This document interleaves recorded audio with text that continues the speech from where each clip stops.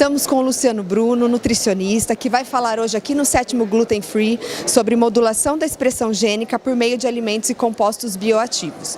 Eu queria te fazer uma pergunta, professor Luciano.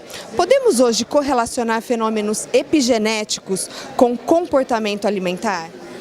Sim, podemos sim. Ótima pergunta, porque todo mundo sempre me pergunta isso. Qual a relação, por exemplo, compulsão alimentar, desejo por doce? Muita gente tem desejo por doce, tem necessidade de doce e vício por doce. Então isso é um fenômeno do comportamento alimentar, mas que está relacionado diretamente com a expressão gênica.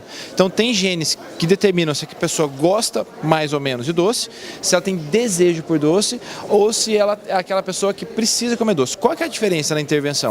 Por exemplo, uma pessoa que tem alguns polimorfismos, alguns genes que expressam aquele vício por doce, eu não posso tirar o doce da vida dessa pessoa, porque ela vai responder negativamente.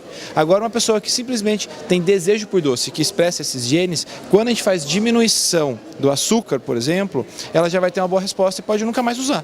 Então é aquele tipo de paciente que eu falo, ó, tira o açúcar do seu café que nunca mais você vai adoçar. Dependendo do polimorfismo, o paciente ele nunca vai se acostumar com café sem açúcar, por exemplo. Então isso aí determina um padrão de comportamento alimentar. A compulsão alimentar ela está muito relacionada com a expressão gênica. 40%, de 20 a 40% dos casos de compulsão alimentar associados com depressão, eles têm um comportamento. Eles têm uma relação com a expressão gênica bem forte. Então, a genética, ela ajuda muito. Genética não é destino. Não é porque você tem um polimorfismo que você vai ter as consequências daquele polimorfismo.